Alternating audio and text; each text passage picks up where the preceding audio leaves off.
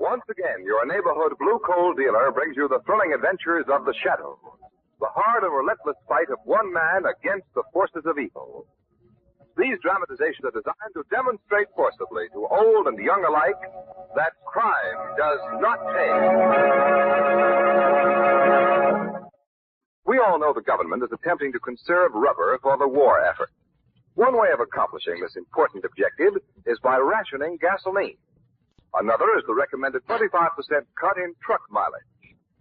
The success of this plan depends greatly upon you. It means that as a consumer, you must cooperate with the man who delivers merchandise to your door. It means, in connection with coal deliveries, that you can get good service if you notify your blue coal dealer in advance, so that he can set up a schedule to fulfill your heating requirements for the entire season. In this way, he'll be able to plan his trip. He can make one trip do for several homes, and everyone will be warm and comfortable this winter. The Shadow, mysterious character who aids the forces of law and order, is in reality Lamont Cranston, wealthy young man about town. Several years ago in the Orient, Cranston learned a strange and mysterious secret, the hypnotic power to cloud men's minds so that they cannot see. Cranston's friend and companion, the lovely Margot Lane, is the only person who knows to whom the voice of the invisible Shadow belongs. Today's drama, Death Shoots an Arrow.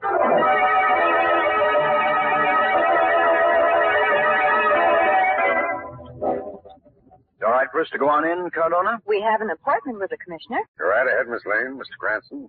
Boss is alone. Thank you. Allow me, Margot. You? Pardon me, Commissioner, but my name is Cranston. Miss Lane and I thought we had a dinner engagement with you. Yes, and don't look now, but it's almost 8:30. Oh, I'm sorry. Sorry, I forgot. I've been studying this letter that just came by special delivery. It's anonymous. Anonymous? Yes, it worries me. It's about old Ben Marlowe and his family. You like to see it? Yes, I certainly would. Well, the words cut out of newspapers and pasted on common stationery. Well, read it, Lamont. All right.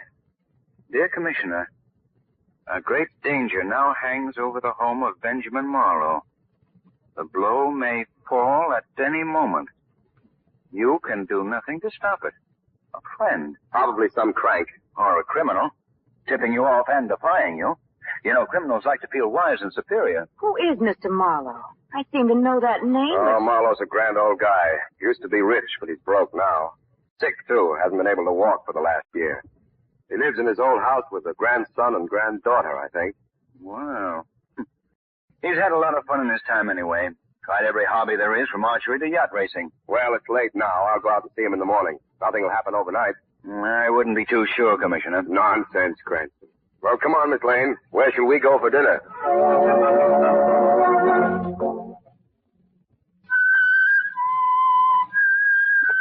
Grandfather should be asleep instead of playing that silly flute. Oh, who's there? Who is it? It is Ando, Miss Enid. You startled me. What do you mean hiding there in the corner? Ando, listen. Music. You listen too much around here. Usually to something you're not meant to hear. Not good to hate Ando.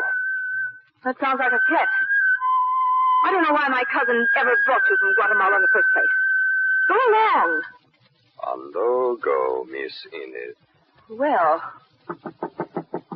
Come. Oh, come in, Enid. Was it you talking outside? Ando was standing there listening to you play. Huh. That savage would kill you as soon as look at you. He gives me the shivers.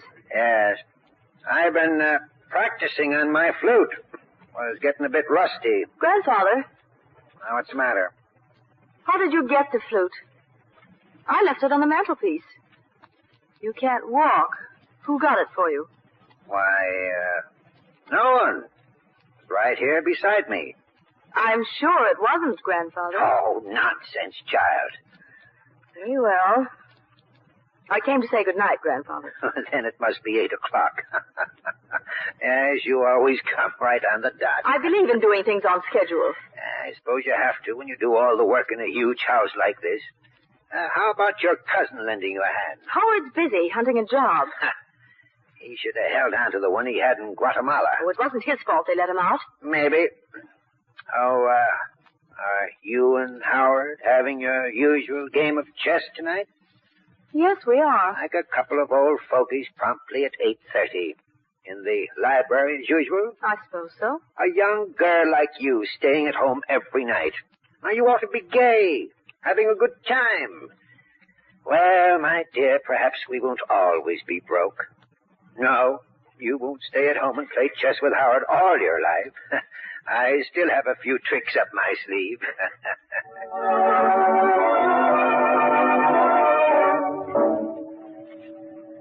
Howard, What is it, Enid? did you give Grandfather his flute tonight? No, I didn't. Why? Oh, nothing.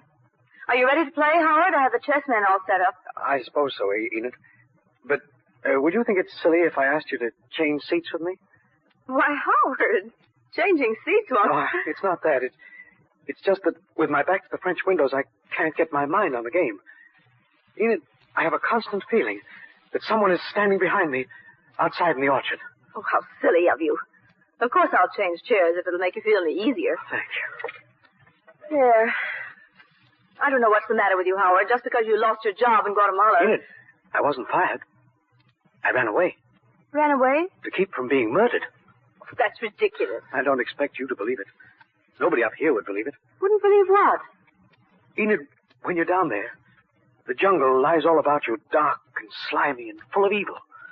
You hear faint voices, whispers, the barest echo of mocking laughter. But you never know where they come from. You never see the people who make them. Howard, for goodness sake, try to talk sensibly. Now, what is all this about? Have you ever heard of the Mariposas? They're a strange cult, strange and sinister. Like a fool, I wouldn't believe there were regions sacred to them. I sent men in there to cut mahogany. And then I received the death warning.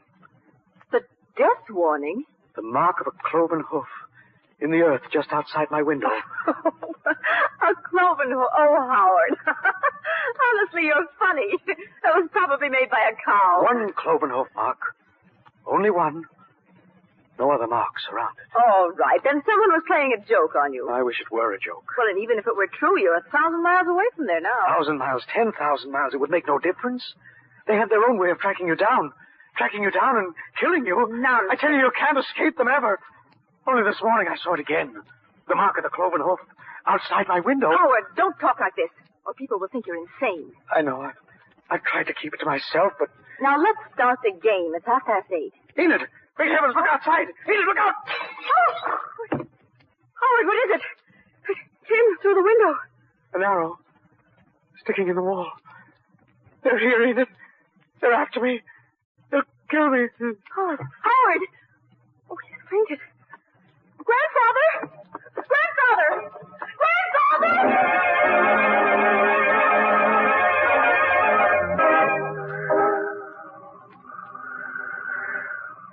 Ando, wait here.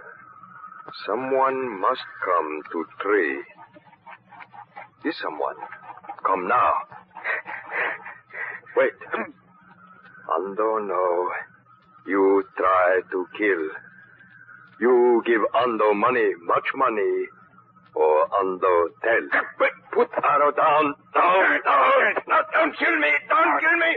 Oh, die.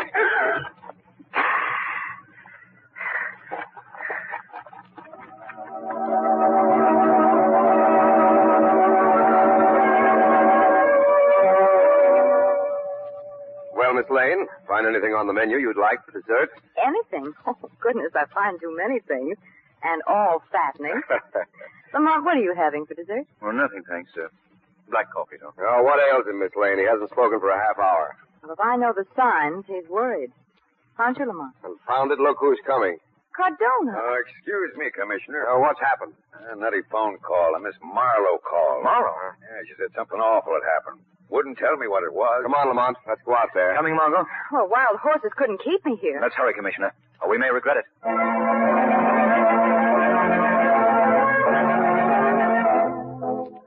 Mr. Williams, you're not seriously suggesting that these, what do you call them? Mariposas, Commissioner. Yeah, you can't believe they followed you all the way from Central America to shoot an arrow through your library window. They meant to kill me. And they will. I don't expect you to believe it. Oh, some kid in the neighborhood has a bow and arrow, and a shot went wild.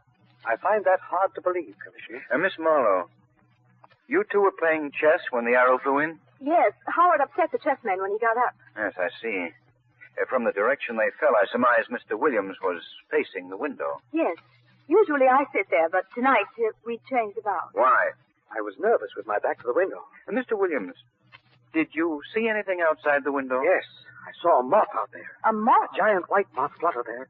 And beyond it, Yes, go on. a dark face seemed to float just beyond the glass. A man? They're not really men, I tell you. You mean the Mariposas, Mr. Williams? Yes. Miss Marlowe, what did you do after the arrow appeared? I went and phoned you, Commissioner. What did Mr. Williams do?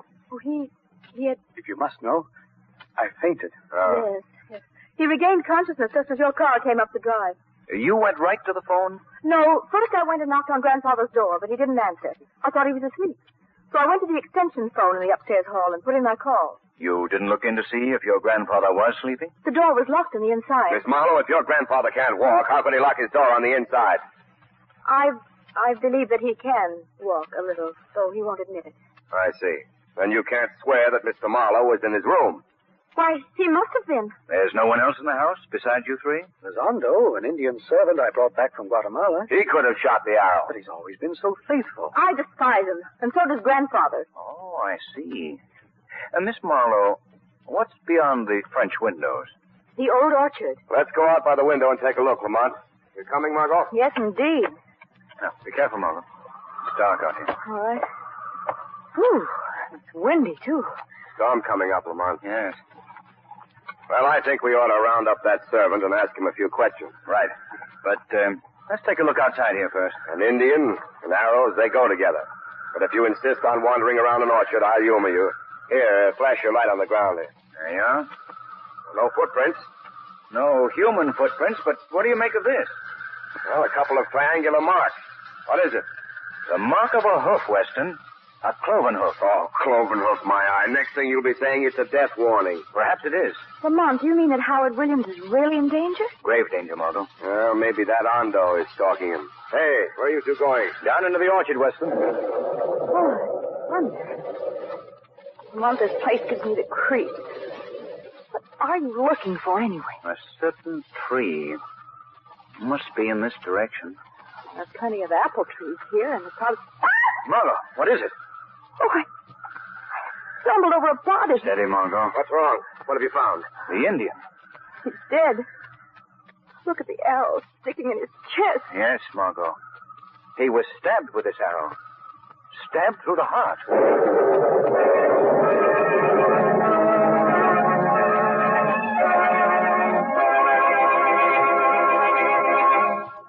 In a moment, we'll return to the shadow.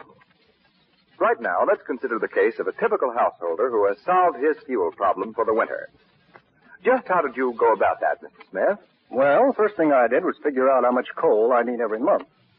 I did that by looking up the bills for last year and working it out according to months. That's fine. The coal dealers tell me that even if you can give them a fairly close idea without being absolutely accurate, it will help a lot. Well, the closer the better, I figured. But I went down to the basement and estimated how much coal I had on hand. I had about half a ton at the time. That's not a great deal. Were you worried about running out? Yes, I was. But after I talked to my blue coal dealer, I felt a lot better. I gave him all the information, and he said he'd see that I was taken care of. And how has it worked out, sir? Fine, first rate. The blue coal dealer sees that I always have enough on hand to keep the furnace going, and that's good enough for me. The way I look at it, we're all in this together. Back to the shadow.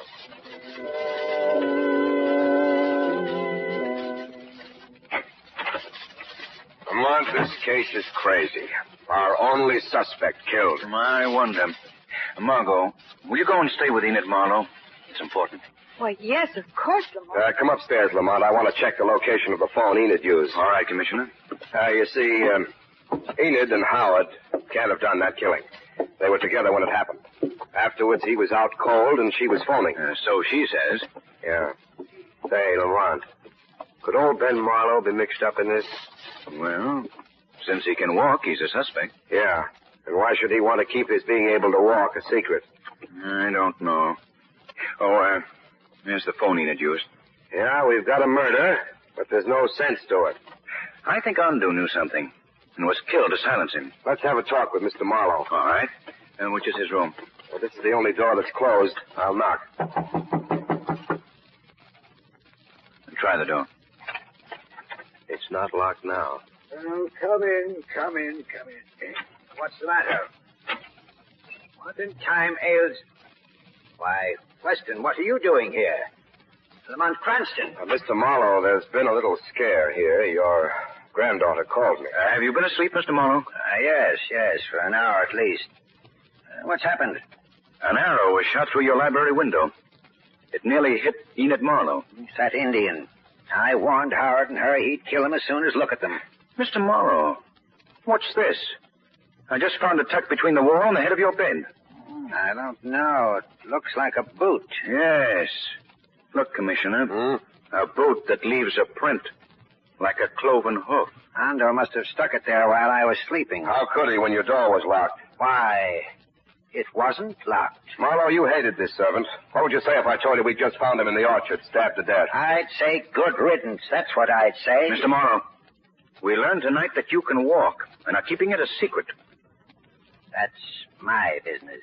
Ben Marlowe, I'll have to arrest you. Now, wait, Commissioner. Don't act yet. We need to know something else. I of all the outrages. Send my niece to me. I want my lawyer. Marlowe is busy now, sir. I'll tell her in a little while. Come along, Lamont. Commissioner, I'll have your scalp for this. Lamont, Ben Marlowe's lying about that locked door. He can walk. He knows archery. He hated the Indian, and he killed him. Why shouldn't I arrest him? Because I want you to arrest Enid Marlowe at once. Lamont, you're crazy. I'll do nothing of the sort.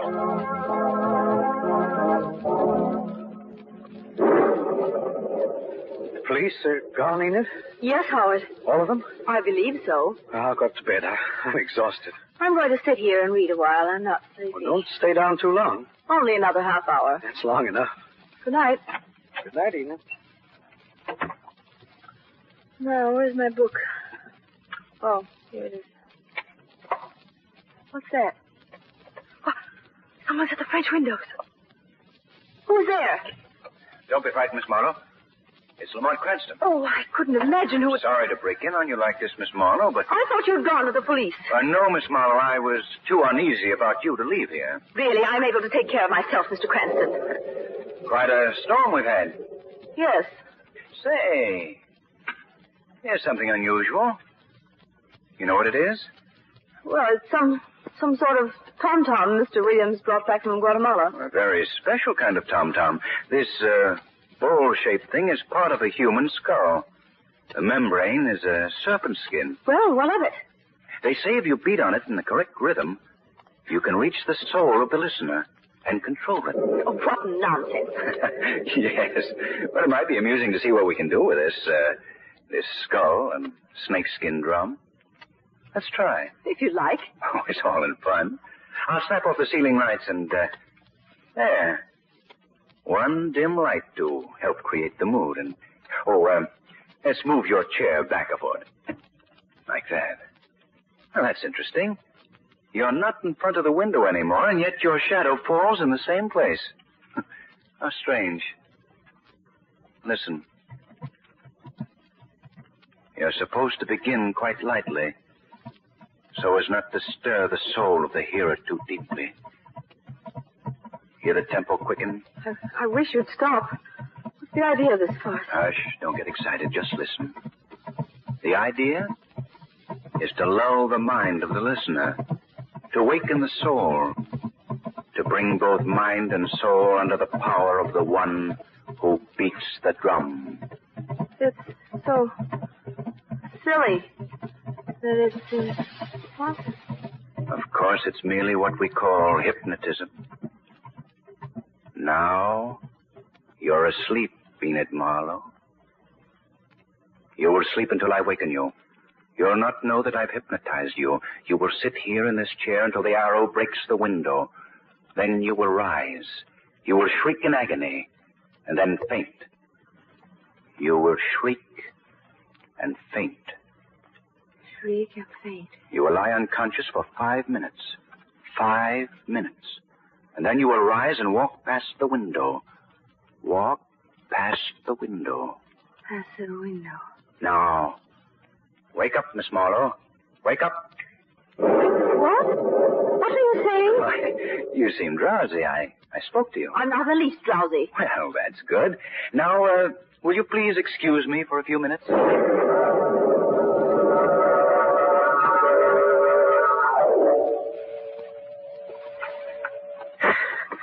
got to get up the street quickly. I'd like to show Cranston and that stupid policeman this death machine of mine. Using a crossbow in this day and age to commit murder. No one would believe it. There she is. Enid's in her chair. I can see her shadow. My bow is aimed directly at it. Now, to wind up the bowstring. All ready. Now, go. I hit her. She fell. She's dead. What's that? I thought I heard... There's no one. Oh, yes, Howard Williams. I am here. Right at the foot of the tree. I can't see anything. I am the Shadow. The Shadow? I've heard of the Shadow. Many criminals have. Criminals like you, Howard. Murderers. I saw you shoot that arrow that broke the window. Oh, you saw me do it, Shadow? You stood and watched me kill Enid? And you admit it? Why not? There's nothing you can do, even if you are human and could testify in a court, because you're an accomplice. It's true, I didn't try to stop you. That's right. I didn't kill Enid. We killed Enid, you and I. Why did you do it? To get my grandfather's money. I thought he was poor. That's what everyone thinks. But he owns land in the tropics that's worth $100,000, and only I know it. You killed Enid so that you could be the only heir? Yes, of course. And soon you plan to kill your grandfather? Yes, but suspicion will never fall on me. Why did you kill Amdo? He tried to blackmail me and got what was coming to him. The police will think it was the Mariposas who got him, that they killed Enid trying to get at me. I've planned everything. You even wrote the police an anonymous warning, didn't you? I wanted them to hear about the Mariposas, the boogeymen that I invented. I'm safe, I tell you perfectly. Enid's dead. Is Enid dead, Howard? Are you sure? What? Look at the window. See? It's Enid's ghost. No, Enid's alive and well. No, that's impossible. It's the truth. Now am I your accomplice, or will I dare to give you up? You think you've beaten me. I know where you must be standing, even if I can't see you. I'll shoot you. you meddling... Look out! Howard, don't try to move. I can't move. I slipped. The arrow's in my chest. He's dead. Paid for his crime with death.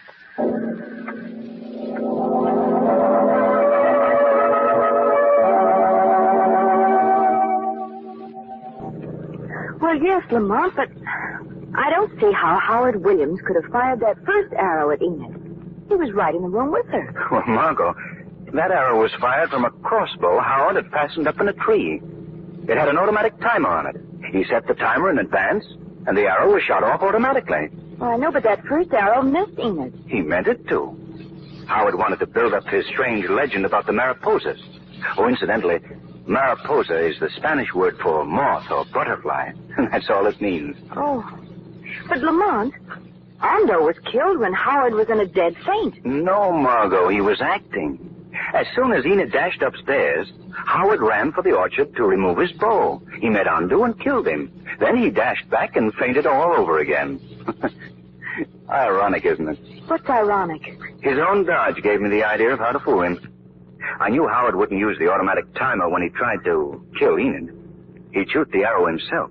So I moved her chair from in front of the window without changing the position of her shadow. Then I hypnotized her so that she would scream and faint when Howard shot. He thought he'd killed her, and he confessed. And now, you explain the mystery of how old Mr. Marlowe's door got locked and then unlocked. Well, Howard must have locked it. just before the chess game. Well, that's my own guess, but when was it unlocked? Well, when you and I and the commissioner went into the orchard. And he must have hidden that boot there at the same time. Right. But why did Mr. Marlowe conceal the fact that he could walk? Because of something you wouldn't understand, Margot.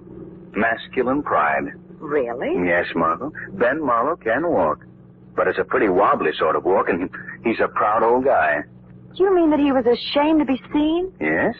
He wanted to wait until he could walk in on Eden straight and quick and strong as ever. Well, I'll never understand men as long as I live.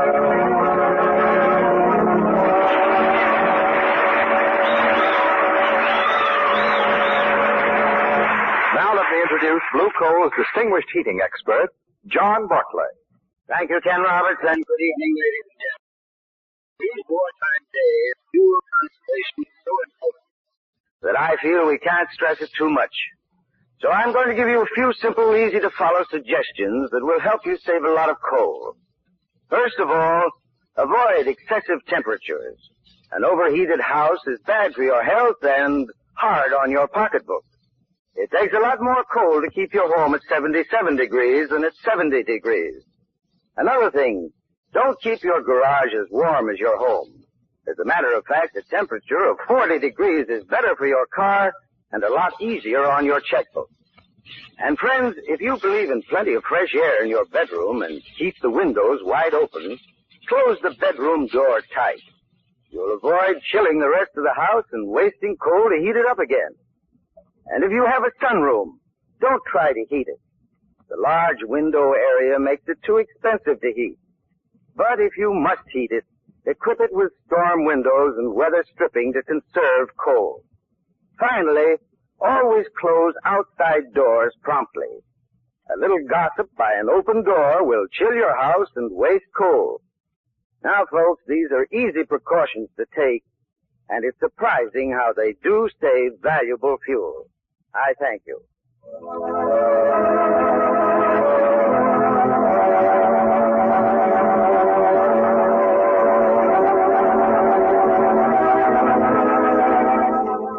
The Shadow program is based on a story copyrighted by Street and Smith Publications.